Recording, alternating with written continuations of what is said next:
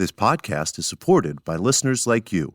We're grateful for your tax-deductible donation at newthoughtphilly.org or the link in the episode description. A practical prayer is a prayer that works. These discussions between Reverend Bill Marcioni and Carol Lawrence dive into the details of how it works and how to work it. Reverend Bill is a New Thought minister and the author of Practical Prayer for Real Results. Your new life begins with a new thought.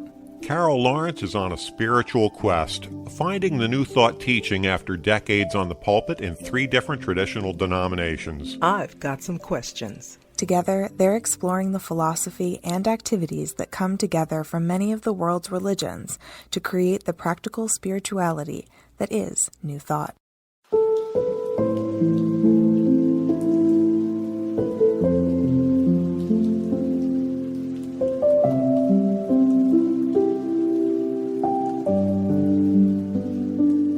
Welcome to the Practical Prayer Podcast. I'm Carol, here with Reverend Dr. Bill Marcioni on this side.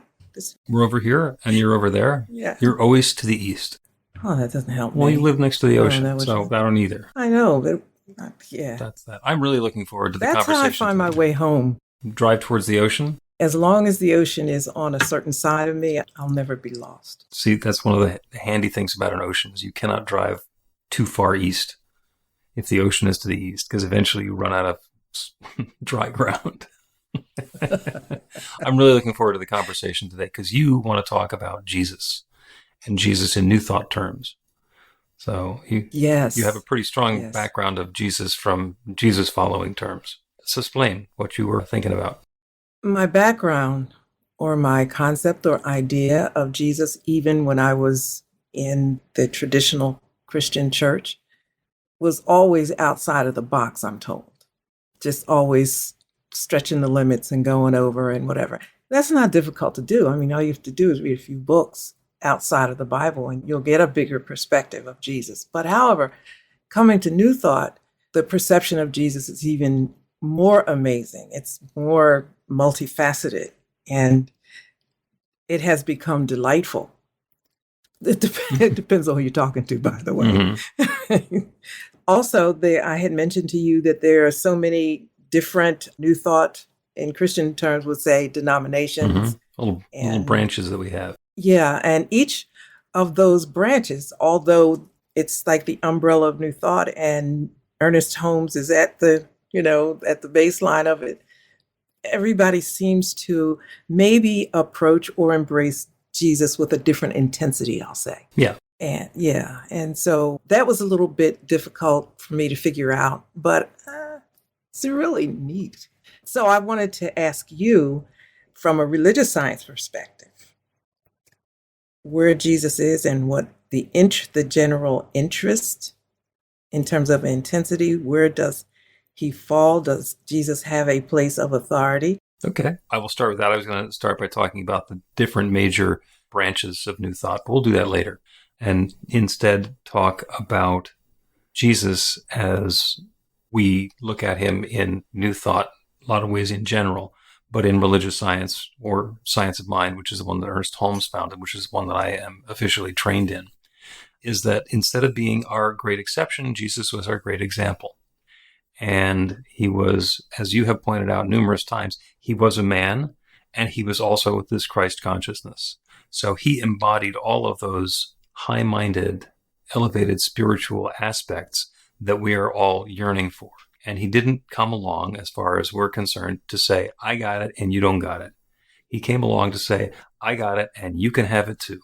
And all you got to do is stop doing things the way that you used to doing them and do things in a new and enlightened and higher perspective way, and you'll get the same sort of result or experience that Jesus got.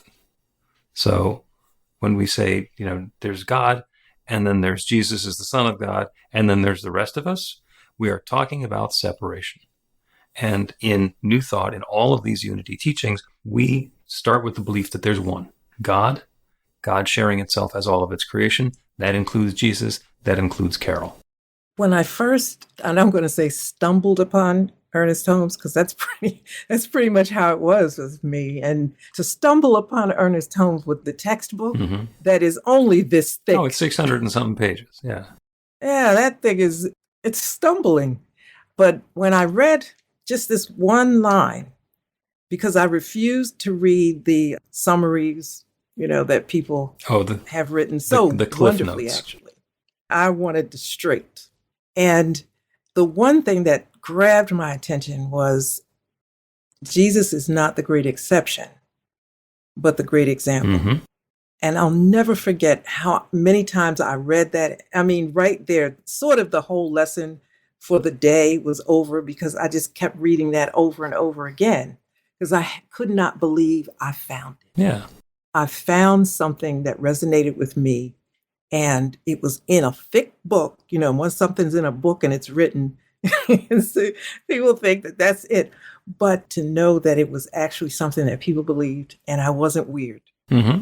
that, and I wasn't being disrespectful, that Jesus is not the great exception. Certainly exceptional, Oh, absolutely. yes, Yeah. but something that you and I can be also. And that's right in the Bible, and Jesus says it Oh, himself. yeah. Nobody believes But him, but it's like, that's yeah, it's exactly what I was going to say. Nobody believes it, but it's there and it is to be believed. right. And I think if you don't believe that, the journey is much more difficult. If you can just kind of jump that first hurdle, Hmm. then your journey is going to be a little bit easier. Yeah. And the line that I'm thinking of the passage in the Bible is, all this I do, you can do, and more. Mm-hmm. So, Mm-hmm. I mean, that doesn't seem really ambiguous. It doesn't seem like this, it's coded or anything. I'm sure it's possible to interpret that he didn't really mean everything that he did I could do, because I can't possibly do that because he's Jesus, the Son of God, and I'm this lowly sinner. But I don't think he said that. I think he said, all this I do, you can do, and more. Exactly. And I think what you just said, that people say he was Jesus and whatever, that's like an excuse Mm-hmm. or a way not to become, because here I go with this. This is hard work. Mm-hmm. It's some work to this, and it's okay. So, because everything worth having takes a little bit of energy to do that. And this in particular takes energy because you're unraveling a belief that's been inside for a long time, and having the guts, the nerve to dare to think a little bit differently, add something on it. Maybe let me just entertain this thought for a minute. And actually, nothing's going to happen to you if you do. You'll be okay. Right. My mom's Pentecostal and my father was Methodist. And if you could imagine what dinner, in those days, you had dinner at 6:00 at the table every single day, no matter what. Yep. And dad was at this end and mom was at that end, and my sister and I were across from each other. And it was always a war going on, between the Methodist and the Pentecostal. And what is so funny about that is that they both are traditional Christian, orientations, Christian beliefs. Mhm. But they had, there were nuances of difference. Yep. And I used to think, I'm not getting in this, because if I ask the question that's on my mind right now, this place is going to blow That's up why there's going to be crossfire. You can get shot at from both sides. from both sides. And, more from the Pentecostal side, because they are serious. I mean, they are. They bring weapons to war. And I say that with love and respect. But it is true. There's not a welcoming of free thought thinking. And I think that's important because, we're born, we have a brain, and our brain wants to operate, I think. At least mine did. Mm-hmm. Yeah. You tell me this, it's okay, but what about this? What about this? Yeah. No disrespect, but what about this? Yep. And we have to be not afraid. As far as I'm concerned, there's no reason not to ask a question. If you think the question is going to be offensive to the person you're asking the question of, then what are they afraid of? They're afraid that they don't have an answer Right. to your Or question. they're afraid that they're going to be accused of something. There can be all sorts of reasons why people don't want to have questions asked. But it usually has more to do with the way that the question is asked and the person is being asked of. You were talking about finding stuff hidden in the 600 plus pages of the Science of Mind textbook. A friend of mine, by the way, has finished proofreading it and found 3 errors. So people have been at this for a while. If you want to get started with this teaching, with the Science of Mind textbook, the first 4, and they're not even chapters because it's before chapter 1. So they're 4 little pieces. It's the thing itself, how it works, how to work it, and one other. And it's the first 50, 60, 70 pages. And it summarizes everything that's in the book. The rest of it dives into greater detail on that. So if you get that 600-700 page book and you don't want to read the whole thing, just read the first 4 sections of it, which I've referred to as the Gospels of Ernest Holmes. And it lays out the teaching in a pretty succinct and clear manner, including page 52, which is my favorite in the whole book, which I'm not going to get into now. Ernest Holmes wrote a lot of books, so there are some that are just delightful, easy reads, like this thing called You. The other one that he wrote that is very emphatic and really clear about the teaching is How to Change Your Life. And that's actually the book that we use in our foundational class on New Thought, which is Beyond Limits, which, by the way, we're teaching another section on coming up in March. So, and it's an online class, so anybody anywhere can enroll with it as long as they're going to be awake at 7 p.m. Eastern time on a Tuesday.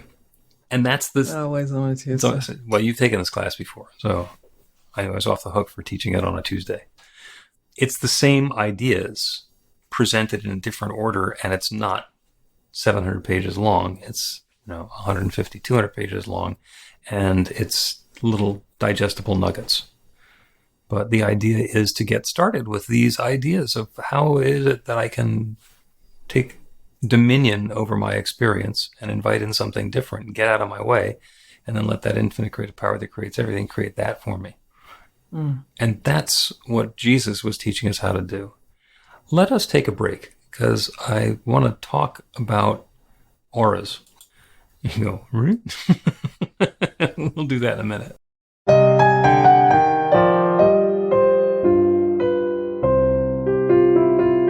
It's Reverend Bill letting you know that the Practical Prayer for Real Results class is now available on demand. That's right, you can take it at your own pace, anytime you want. All of the information is at bethelight.com. That's b-the-light.com. You know where to find that stuff. The class is 5 lessons, broken down into 18 modules, and you can take them at whatever pace is comfortable for you. As you work through the process, it starts out with the theory, goes into the practice, there are experiential activities and exercises, and at the end of the program, you will wind up with an understanding of how practical prayer works, and a practical prayer for yourself that will work to create transformation in your life. And as you know, it works for everything. Take a look at the class online at bethelight.com. There's a sample lesson so you can see how the class is going to work for you, and then dive in. The great news is it's on sale now. You can register and save $20 off of the regular price. I'm looking forward to seeing you in class.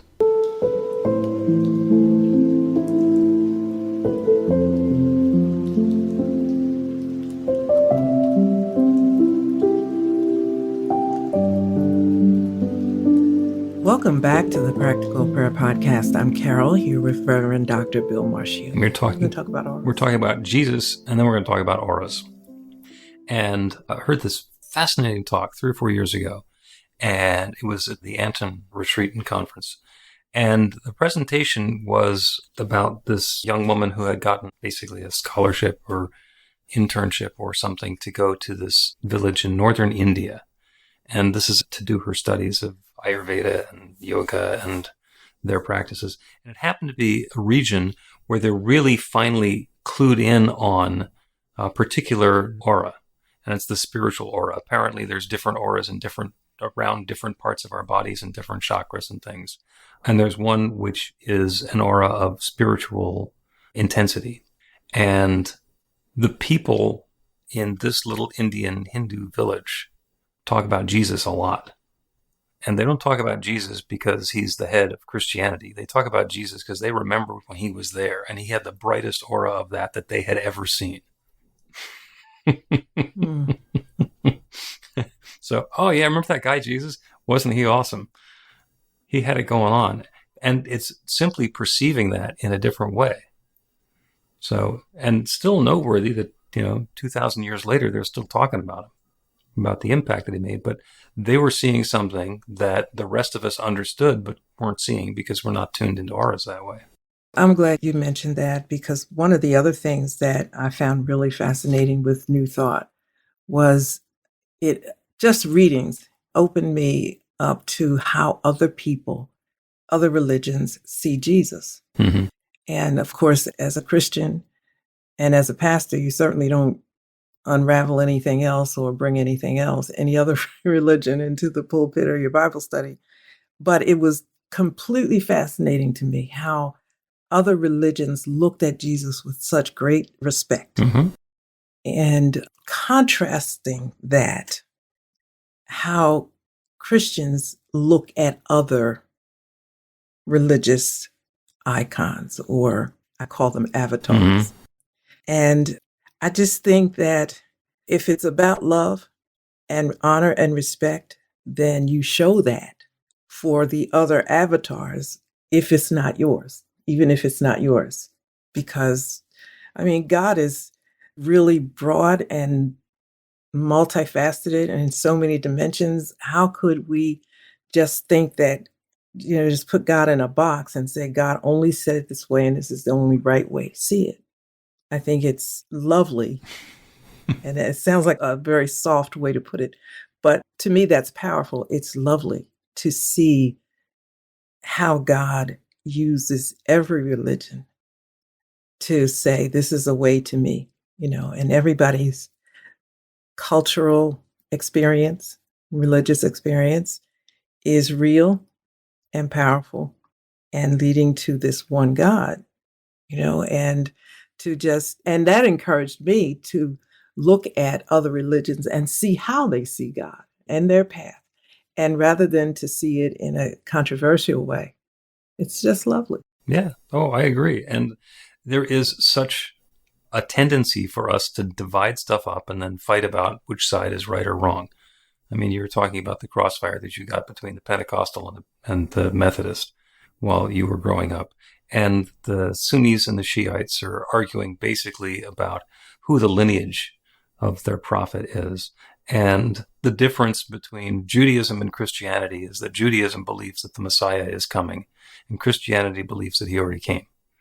And there's a little bit of evidence that Jesus really didn't think he was the Messiah, because he said, all this I do, you can do and more. So he's paving the way for another Messiah, not him coming back, but another Messiah.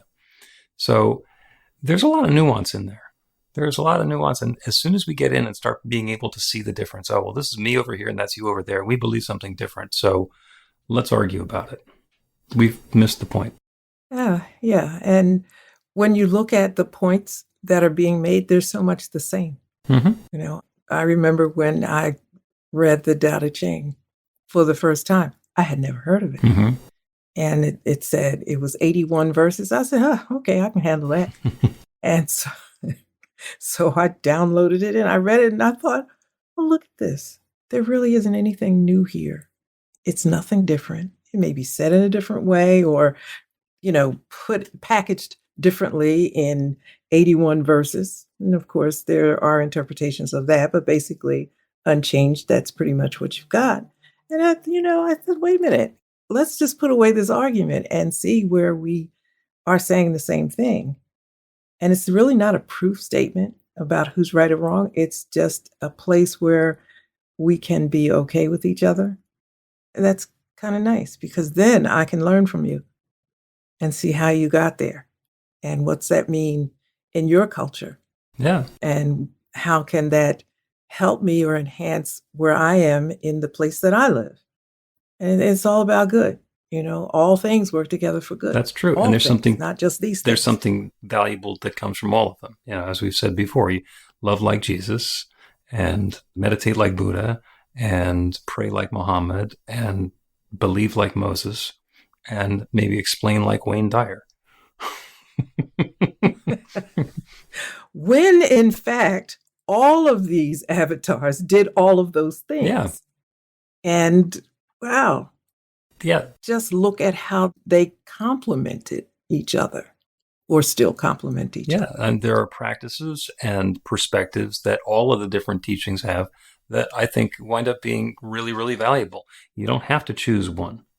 And you can choose the new combination. I refer to New Thought as the greatest hits of the world's religions, because we were able to borrow the stuff that really works and focus on that and dispense with the things that don't particularly serve us.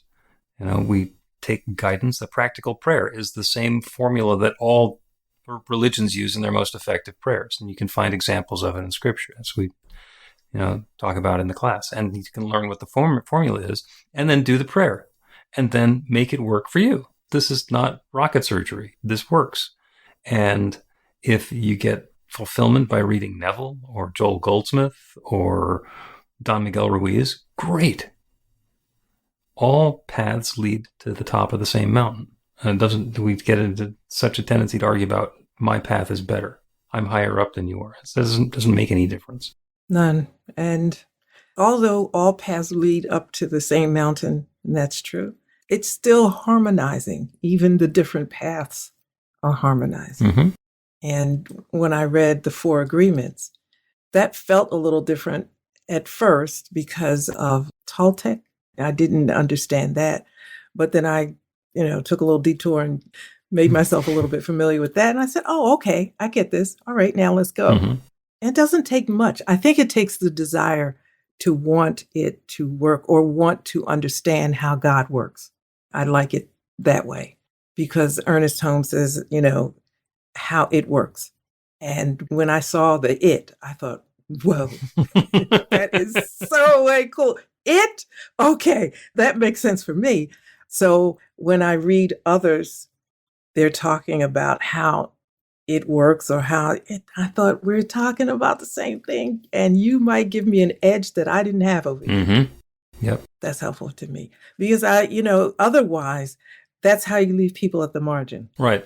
That we know is not good. Like I've been at the margin a lot, mm-hmm. obviously. And so you want to find out if there really is a margin or it's created. And I found out it's created. Mm-hmm. So once you get it, that it's created, it's no more margin. Yep. And back to the key fundamental concept of New Thought is unity. There is one. That means that everything is part of that one. That means that there is no other. There is nothing that isn't God. It is all God's first-rate material, whether it's showing up as the Dalai Lama or as the homeless guy pushing the shopping cart. That is all just that divine presence revealed in its own way. And if we understand what would make this good and that bad, because we have the judgment that this is good and that's bad, and we can't see the fact that it's all God, then the problem is us. The problem is our inability to see the truth that's there. Now, it's hidden very cleverly. It can be disguised with great subtlety, but it's not because it's not true. It's just because we're not seeing it. And in many cases, very deliberately. Yeah. Depending on the motive. Yep. Of which is a whole nother thing, but it's worth paying attention to because you have to take all the evidence to court. When you do that, mm-hmm. You have to be willing to know what's going to come out of it. Freedom is coming out of it. And that's another can of worms. No, I don't want to say can of worms. That's another place to live, in the place of freedom. You imagine going to the supermarket and buying a can of worms. Anyway, I digress. It's not the sort of thing. Thanks a lot. There's a visual you didn't need. Let's take a break and then wrap up with a prayer to see the divinity in everything. Get inspiration in an instant. God calls are the gentle and uplifting moment of truth to help you remember that the bright light of God's love is shining right now as you. It's your God Call with Reverend Bill. Start your 2-week free trial today, and you'll get a phone call 4 times a week from Reverend Bill with an uplifting half-minute message filled with insight, wisdom, story, and fun. Let your light shine. You can answer the call to listen to it live or let it go to voicemail so you can hear it later. After the free trial, your subscription is just $5.95 a month. The details are at godcall.org. God calls are disruptive, intentionally. Whenever you write something, put on a gold star. They take you away from your routine to remind you about the truth of who you really are. They come at random times between 8:15 a.m. and 6 p.m., so you won't be expecting them. And somehow, the message is exactly what you need to hear at the time. Magic is loose in the world. It's a moment of motivation in the middle of your day. Find out more and start your 2-week free trial now.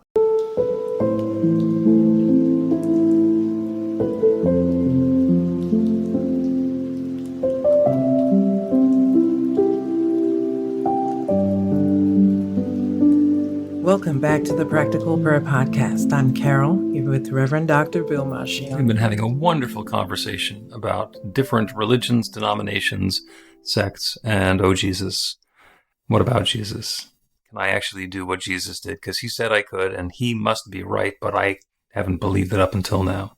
All this I do, you can do and more. Yeah.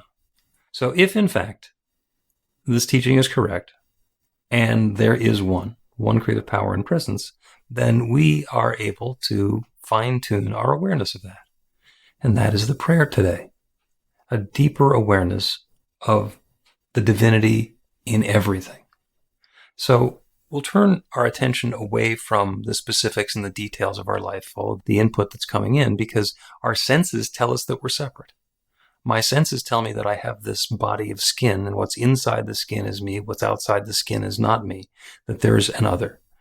And this teaching, this philosophy, this truth message is that there is one power and presence, one divine love. It is God, it is nature, it is spirit, it is source, it is whatever was here before all of the manifest creation was here. The quantum physicists tell us about the Big Bang. It was a singularity, an impossibly dense bit of matter and energy that has been exploding and expanding and unfolding and evolving and revealing itself. But it's all that one. It is all that one source, one energy, one love, one power and presence, unfolding and sharing itself in new ways. So knowing that that's true, I know that I am part of that. I am an individualized expression of the one. The one is not over there, separate from me, separate from any of us, and waiting to have an interaction with us. That one is sharing itself as us. And as we open to the awareness of that truth, that there is one, we are even more deeply aware, each of us individually and all of us together, of that divinity that shares itself as everything. We are even more deeply aware of our unity with each other, with all of creation. And in that experience of unity, we are connecting even more fully and deeply and richly with the potential, with the possibility, with the creativity, with the new experiences that are available.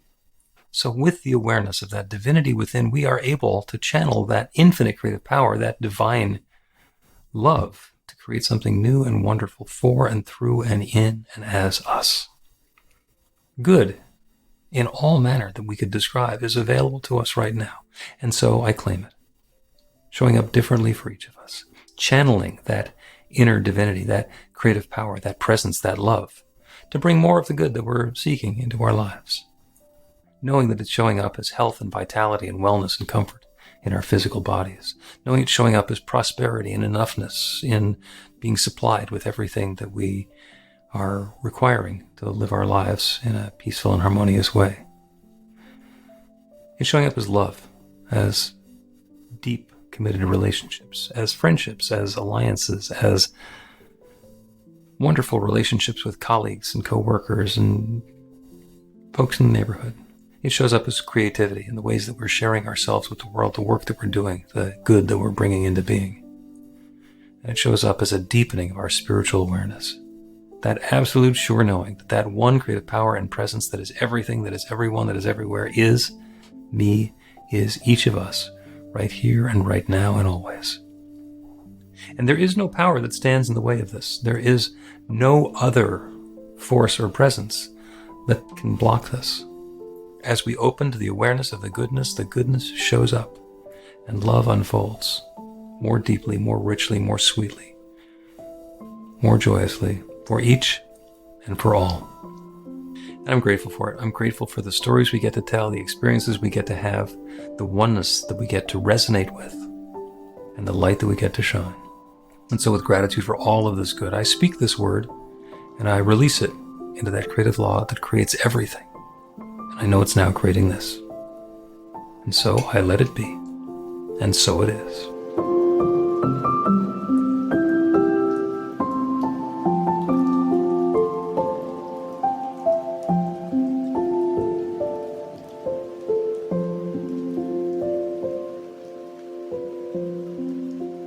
The Practical Prayer Podcast with Reverend Bill Marcioni and Carol Lawrence is a production of BeTheLight.com, b-the-light.com, where you can find more information about practical prayer for real results. Our theme is by Music of Wisdom. You can learn about the spiritual community of New Thought Philadelphia with daily guided meditations, Weekly celebrations of spirit, and Reverend Bill's classes in practical spirituality at newthoughtphilly.org.